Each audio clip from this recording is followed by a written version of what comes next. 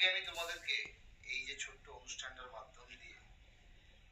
দেবগুরু বৃহস্পতিকে সন্তুষ্ট করার কিছু উপায় বলে দিয়ে যাচ্ছি। প্রথমেই বলি, দেবগুরু বৃহস্পতিকে তোমরা সন্তুষ্ট করবে কেন, কারা করবে, কখন বুঝবে যে দেবগুরু বৃহস্পতিকে সন্তুষ্ট করার প্রয়োজনীয়তা আছে, বা তোমার কি মনে হচ্ছে যে তুমি অর্থনৈতিক ক্ষেত্রে কখনোই তুমি মাথা তুলে দাঁড়াতে পারছো না, তুমি হার্ড ওয়ার্ক করো, শনি গ্রহ তোমার সাপোর্টে আছে, তুমি যথেষ্ট পরিশ্রম করছো, কিন্তু বৃহস্পতি ফাইন্যান্স পার্টটা তুমি সেভিংস করতে পারছো না, তোমার উপর কি দেবগুরু বৃহস্পতির কি সেই কৃপা তুমি কি লাভ করতে পারছো না? এই বৃহস্পতি গ্রহকে সন্তুষ্ট করতে পারলে উচ্চ শিক্ষা, জ্ঞান, সমৃদ্ধি এবং অর্থনৈতিক যে আমাদের বলবান হওয়ার জায়গাটা, অর্থনৈতিক ক্ষেত্রে নিজেদেরকে মজবুত করার জায়গাটা, এই সব কিছু, পুত্র সন্তান লাভ, এইগুলো সবকিছু কিন্তু দেবগুরু বৃহস্পতির আন্ডারে পড়ে। এবং দেবগুরু বৃহস্পতিকে সন্তুষ্টটা এই জন্যই করবে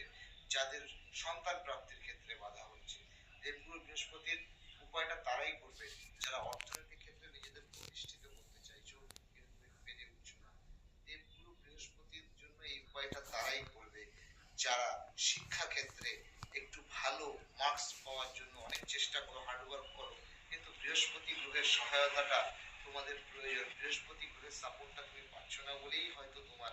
সেই সাকসেসফুল রেজাল্টের জায়গাটা হচ্ছে না। তাই তোমাদের জন্য আমি একটা ছোট্ট উপায় আজকের এই অনুষ্ঠানের মাধ্যমে বলে দিচ্ছি। দর্শক বন্ধু, একটা যে কোনো বৃহস্পতিবার দুপুরবেলা 2টো থেকে 3টের মধ্যে, টাইমটা খেয়াল রাখবেন, বৃহস্পতিবার দুপুর 2টো থেকে 3টের মধ্যে স্নান করবেন, শুদ্ধ বস্ত্র পরিধান করবেন এবং আপনার শয়ন কক্ষে মেঝেতে একটা আসন বিছিয়ে নিয়ে আপনি উত্তর দিকে মুখ করে বসবেন এবং আপনার সামনে আপনি বৃহস্পতি গ্রহের অধিষ্ঠাত্রী দেবী মা তারার একটি ফটো রাখবেন। মা তারার চরণে একটি লাল জবা দেওয়ার পরে একটা হলুদ ফুল, একটা হলুদ মিষ্টি মা তারার সামনে দেবেন এবং আপনার ডান হাতের এই যে অনামিকা আঙুলটি, ডান হাতে যেটাকে বলে রিং ফিঙ্গার, এই অনামিকা আঙুলটি আপনি এইভাবে আপনার মস্তকের এই জায়গাটা ছুঁয়ে আমি যে মন্ত্রটি বলছি এই মন্ত্রটি 108 বার জপ করবেন এবং এই একই পদ্ধতিতে পরপর 7টা বৃহস্পতিবার আপনি এটা করবেন এবং তারপর কেমন ফল পাচ্ছেন,